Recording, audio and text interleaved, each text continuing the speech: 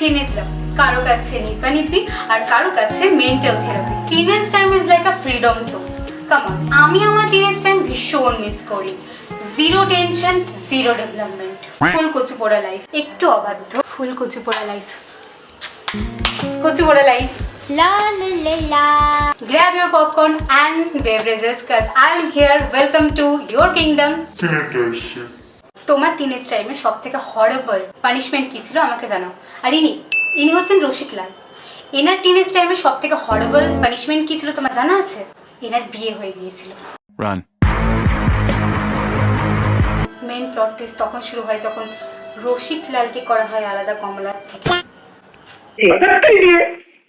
ঠিক আছে, মেয়েকে আজ এক্সপোর্ট করে দাও। হ্যাঁ, দেখে কি করে চিত্ত যখন ব্যাকুল হয়।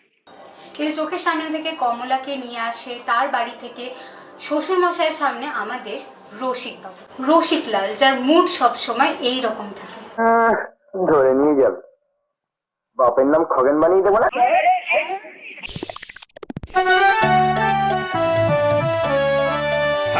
ফর মি মুভিটা ঠিক এই রকম। তুইও সব স্কুল ছাড়ান দে। দিয়ে কেন? কুলিনের ছেলের এই তো বিয়ের বয়স, ওর বিয়ে হবে। না, হবে না। হ্যাঁ হবে। আমি বলছি হবে না।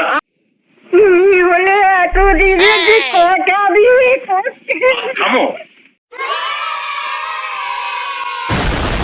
এ বৌমা, আমার বাঁদরের গোষ্ঠীর সঙ্গে আমার কোনো সম্পর্ক নেই। কি? আমি ওর নামে মানহানির মামলা রুজু করবো। উকিলের কম মনে মিল সেটি জব্দ করতে।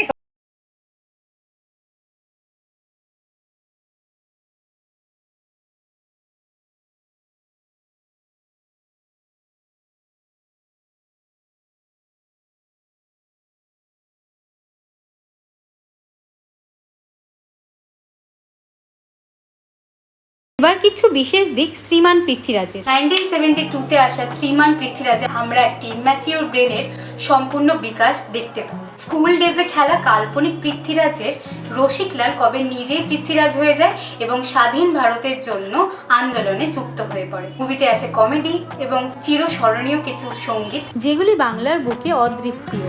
সেই জন্যই আমি বলবো, senators, this is the safest destination.